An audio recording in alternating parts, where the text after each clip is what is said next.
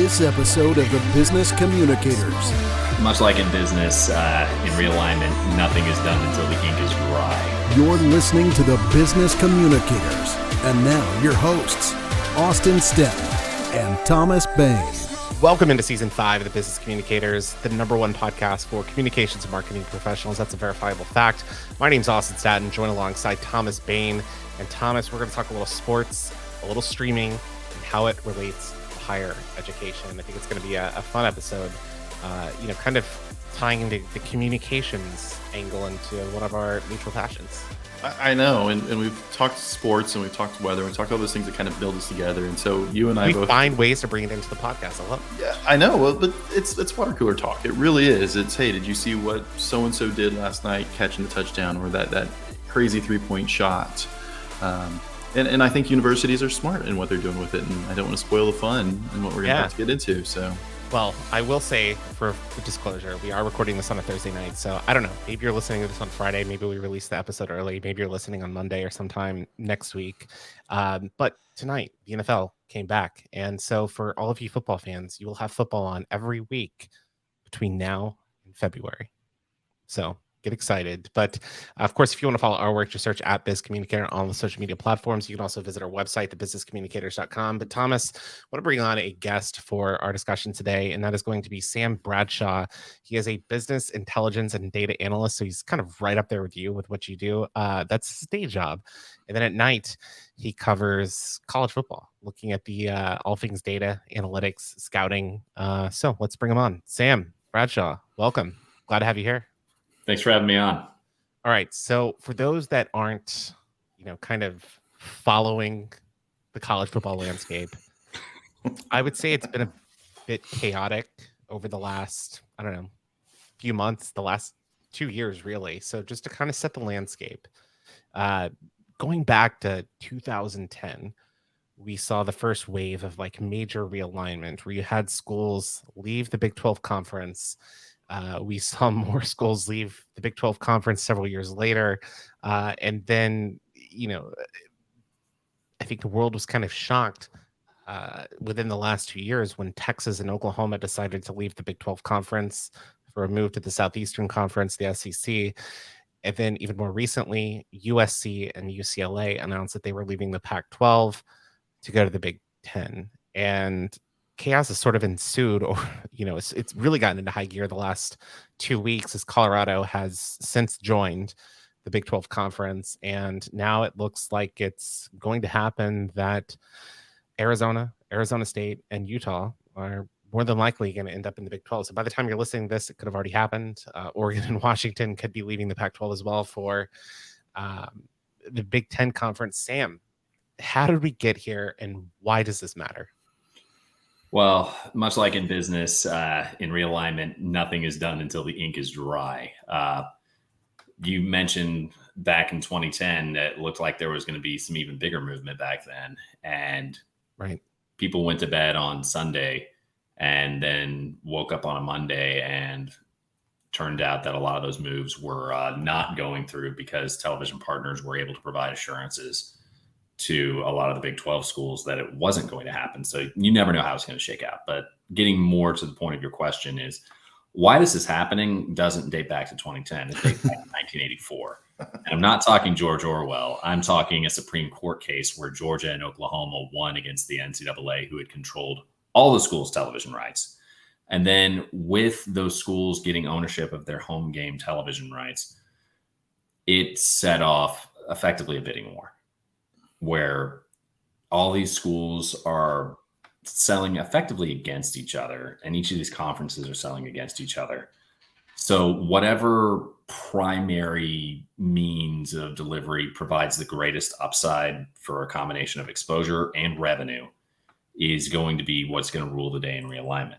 You saw this throughout history where conferences that didn't have their media rights presented in effect in a functional way that would monetize things effectively and would give them exposure.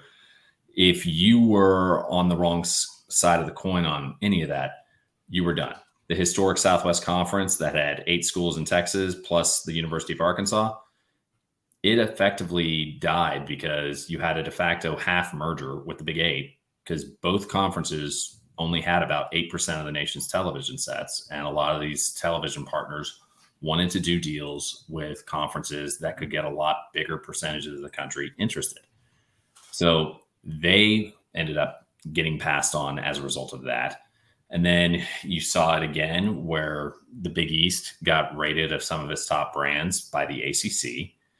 The Big 12 in the middle of the 2010, in the middle of the 2000s, they passed on the creation of a league network. And then only to sign and when I say tier 1 or tier 2 rights, tier 1 rights is like your top game of the week or so. Tier 2 is that next rung down. And they signed a deal for the tier 2 rights that almost overnight got completely fell victim to a reset market. Like the Big Ten network was throwing off like $6 million a year per school and growing annually, basically as soon as that Big 12 deal came into effect. And the Big 12 deal was like an average of like $1.5 million per school.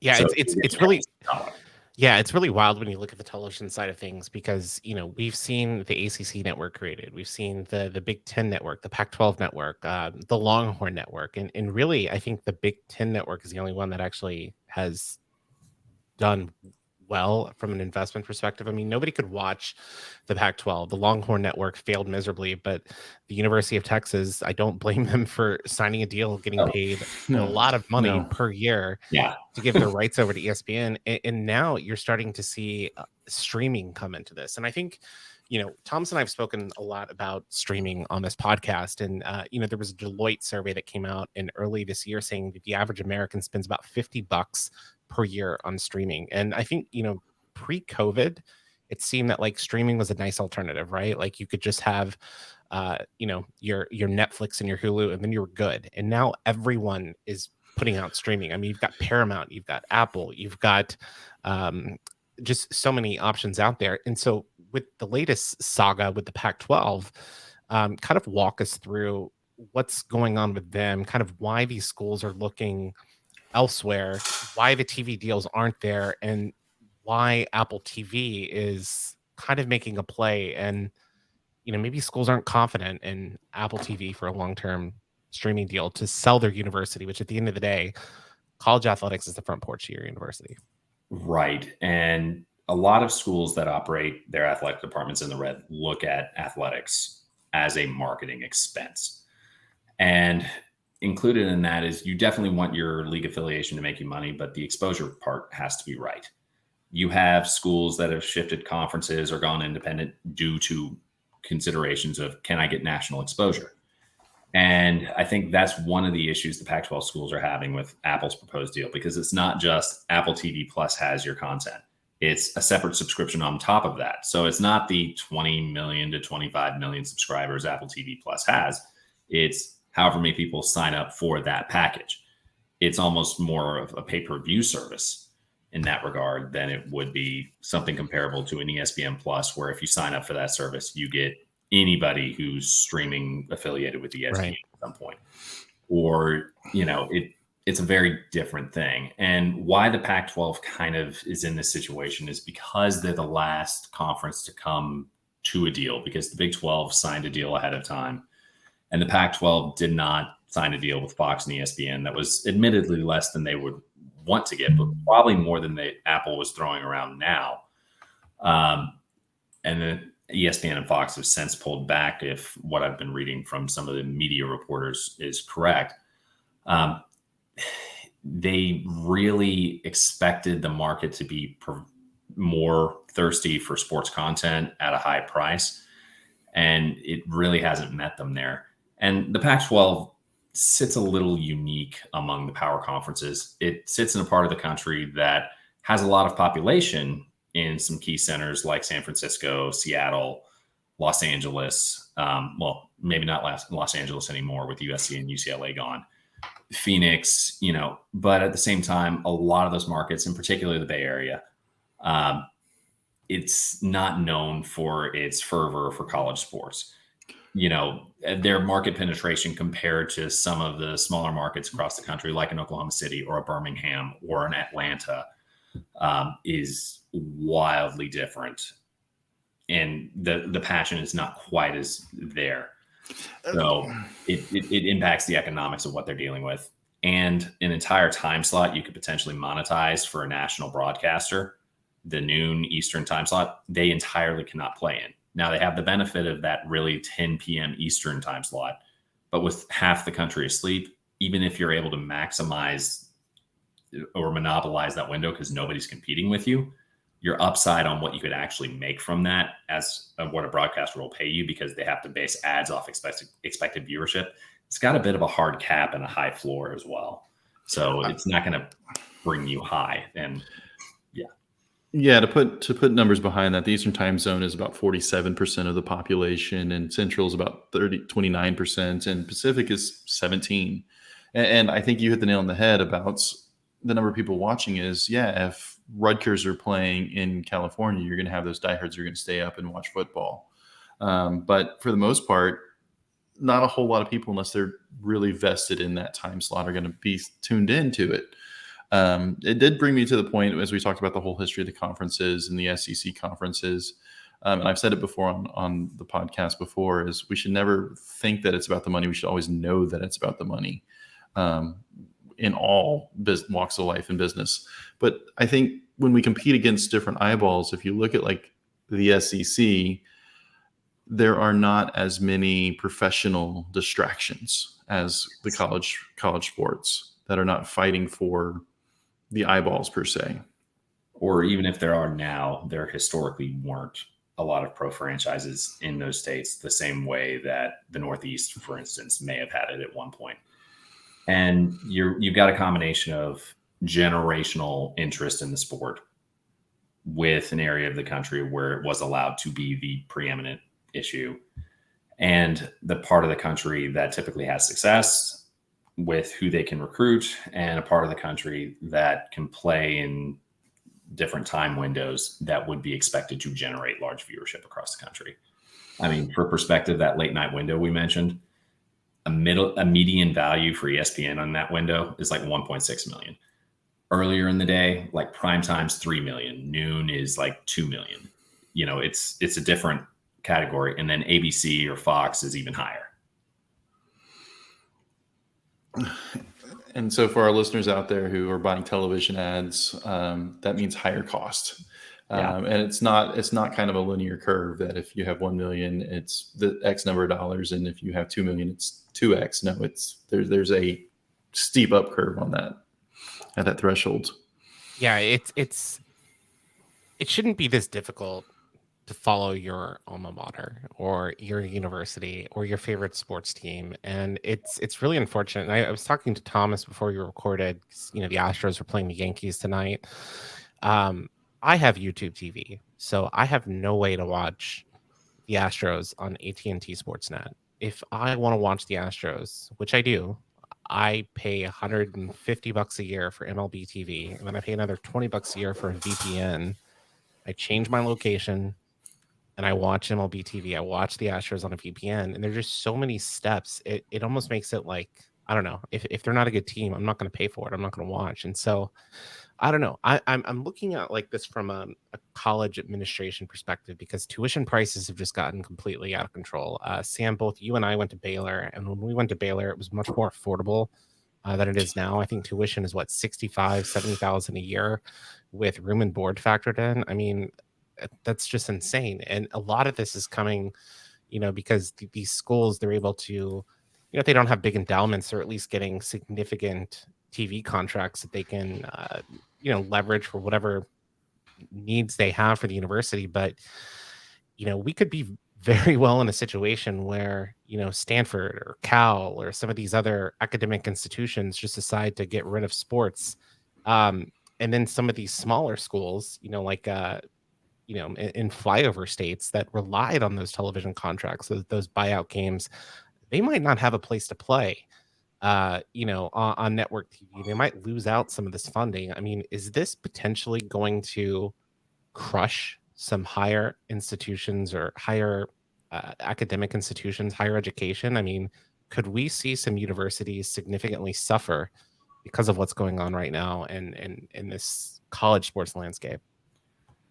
Well, I do think, particularly once you get outside the power conferences, there are a lot of universities who are digging into student fees and other forms of university subsidy to fund these athletic departments. And I think that does have the potential to get out of hand. And as the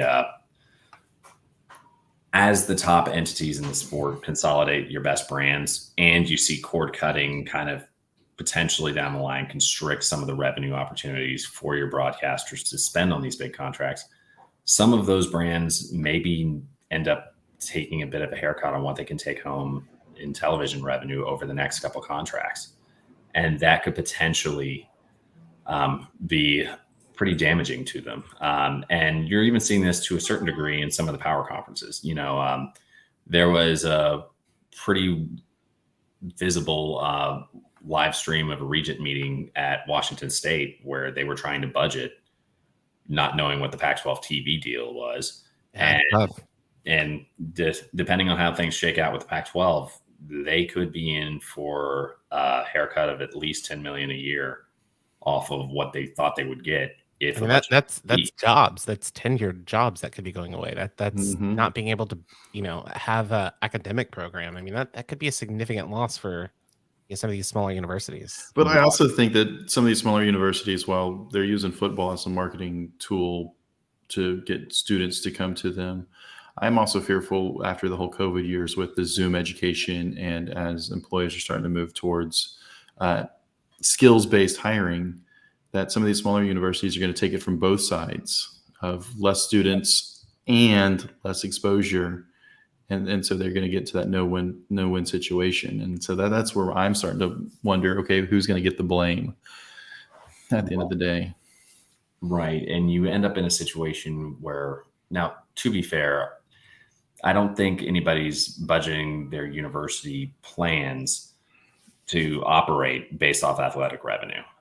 If anything, you're just supplementing you're covering your athletic shortfalls a little bit, but you can get yourself into a trouble if your expected revenue in athletics is wildly off, as the Washington State example I just mentioned.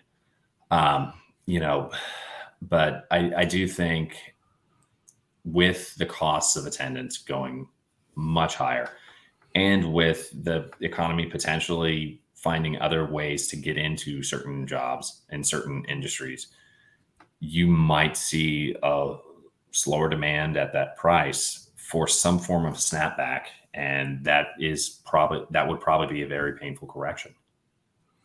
Yeah. I mean, I told the story on this podcast before. Like, I was an international relations political science major. I'm now a PR guy.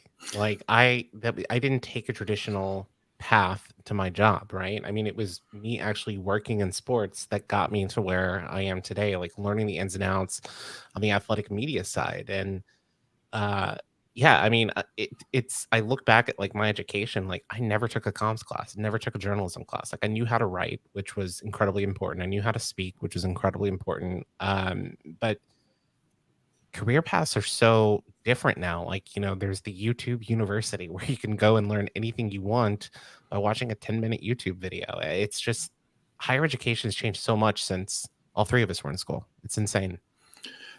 Absolutely. And as you start to bring in your individuals, I do want to circle back to about marketing and owning our likeness and what we do along those lines with the NIL. So the universities have the ability to use athletics as and I was 100% against athletes getting paid until I was driving through downtown Houston.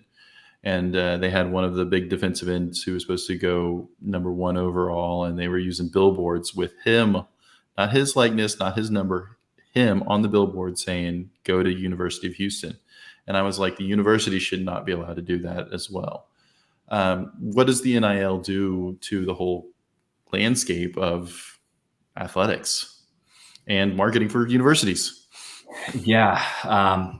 It definitely creates a bidding war for some of the top players among the schools that are absolutely serious with their booster groups of playing for national title. And because the NCAA has taken some notable losses in court for some of the penalties they've handed down to a lot of universities, there's not really a strong enforcement arm coming to rectify this. So it really is a bit of the Wild West, and you have these collectives going and doing basically whatever, but you also have a lack of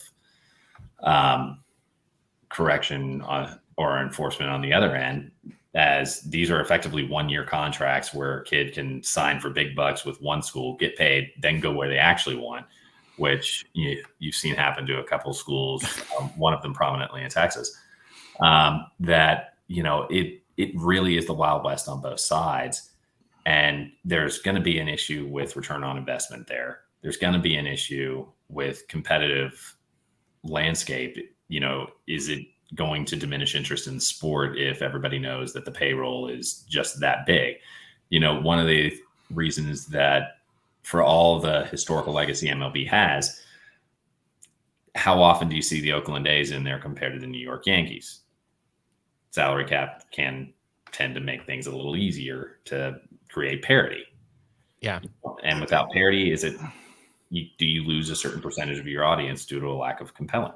I think yes, because if you look at the first professional soccer league in the United States, the Cosmos, they won like 6 years in a row, and viewership went down. Like, why do I want to go watch a game to watch my team get beat by the Harlem Globetrotters? And so, yes, I think that it definitely will go from there. Yeah, I think from a business case, and again, we've mentioned this on the podcast before, like if you truly have a student athlete who has, a solid online presence, like take Olivia Dunn, for example, at LSU, a gymnast, she's making millions of dollars a year. But even if she wasn't an athlete, she'd probably be making millions of dollars a year just because of her social media presence. That makes sense for these brands to want to be associated with her.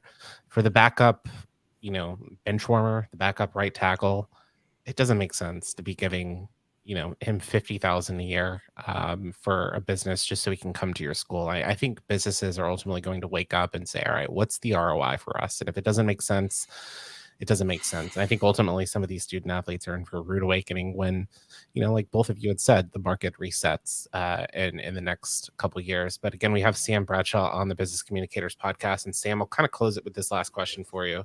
We're having this conversation in 10 years, kind of like let's look back 2023, August. Where are we? Like, what does this landscape look like? Is streaming a part of it? Does college athletics, does sports look the same, or is it a completely different environment? Well, all the way down to league affiliation and schemes on the field, there's going to be evolution in the sport. That's just inherently going to happen. I definitely think streaming will be a bigger part of it as things go forward, particularly as cord cutting takes place. Streaming's going to be prominent. It's just not there yet, which is why you're seeing some heartburn among leagues that might be needing to go with more of a streaming partner as a primary media source right now.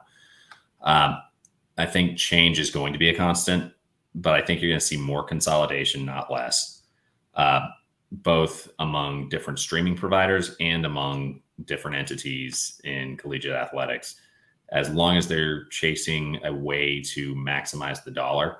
The first major shakeup was in '84 when that Supreme Court case was won. And then it was no longer regional conferences where ticket revenue and regional rivalries were the primary economic driver. Television contracts were.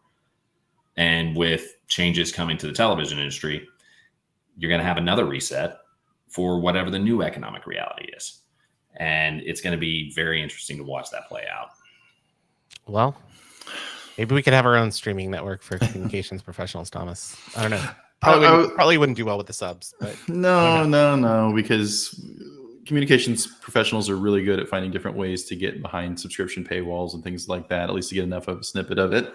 I would see it going more like a pay-per-view. And I know when I worked for a sporting good company, I did, what does the television industry look like? And I said, unless breaking news and live events goes away, television is here. And now that the streaming industries are starting to push more and more there, it's days are numbered. It's pick and choose. What's your a la carte? I want to watch XYZ. Yeah. I mean, I don't watch network television. I mean, the only thing I watch is live sports. That's it. And then anything else, it's on streaming. Like, that's just how it is because we have that binge culture. And I don't know. It's really changed the way that we consume content now. Well, no, I mean, the advent of the DVR is what really elevated the importance of sports programming in terms of reaching that 18 to 45-year-old male demographic, because it's the one thing you can't just DVR and fast forward through the ads.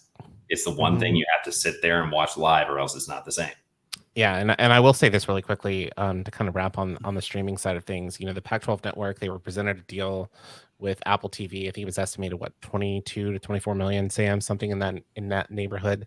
Then there were escalators that, you know, if they sold so many subscriptions, they could potentially make even more than that. But here's the problem.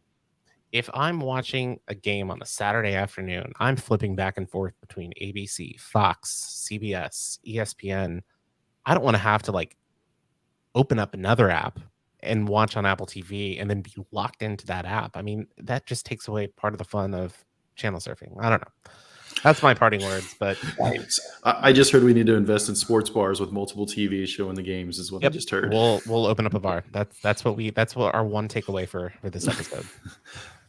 That's another can of worms with a whole lot of potential. Yes.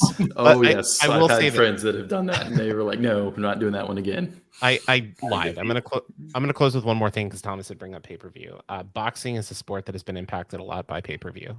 You know, it used to be in the heydays, people would pay whatever the dollar figure is.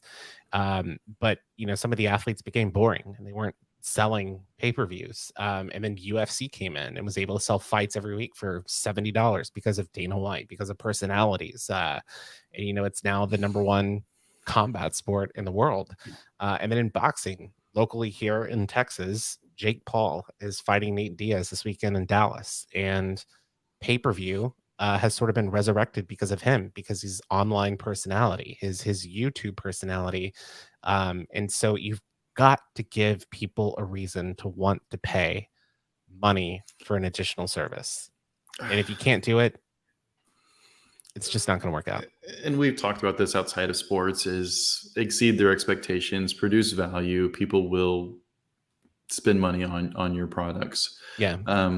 My biggest takeaway for our business people out of this conversation is we mentioned how universities are using athletics as their marketing arm, where that wasn't necessarily the case. It was almost like standalone. And with Robert Griffin III and Manziel at A&M and a couple other big name people coming out, is almost when that flip started to take place. That is part of our marketing department. That is not only a marketing department, that is a major chunk of our marketing department. As when you win a national championship in any of the major sports, baseball, basketball, women's soccer, and football, the quality of people who want to go to your school goes up, the number of applications. But on the reverse side, you're also getting known as a party school. But that's besides the point. Yeah, only Texas Tech, Thomas. But Sam Bradshaw, we appreciate you for joining us on the Business Communicators. And we'll, of course, tag you on LinkedIn as well. So if you have any questions on data analytics or this, follow the work that he does, especially on Twitter as well. We'll link all of that information in the show notes below. He's been really on top of this from an analytics standpoint, and this has been sourced by a lot of credible journalists. Unfortunately, he has owned some journalists as well, Stuart Mandel, but that's probably another podcast for another day. But Sam Bradshaw, we appreciate you for joining us on the Business Communicators. Thanks for having me. Well, Thomas, fun episode. We enjoyed that. I know we kept Sam a little bit longer than we had anticipated, but great insights there. I hope he's still listening and he hasn't completely gone away. But I was going to say, our kids have it so much easier nowadays to be able to watch insert cartoon now at any given time, where back in the day you're sneaking up early Saturday mornings and watching cartoons. That was the only times that you could watch cartoons. Days. Saturday morning cartoons followed by This Week in Baseball. Man, that was the life. But nowadays it's push on the buttons and it's get there. Yeah. Well, of course, be sure to follow Sam. We'll link all of his relevant information in the show notes below. But if you want to follow our work, just search @BizCommunicator on all the social platforms. We're there. You can also go to thebusinesscommunicators.com and find our content there as well. But on behalf of our guest, Sam Bradshaw, and my co-host, Thomas Bain, my name's Austin Staton. See you next week. Take care, everyone.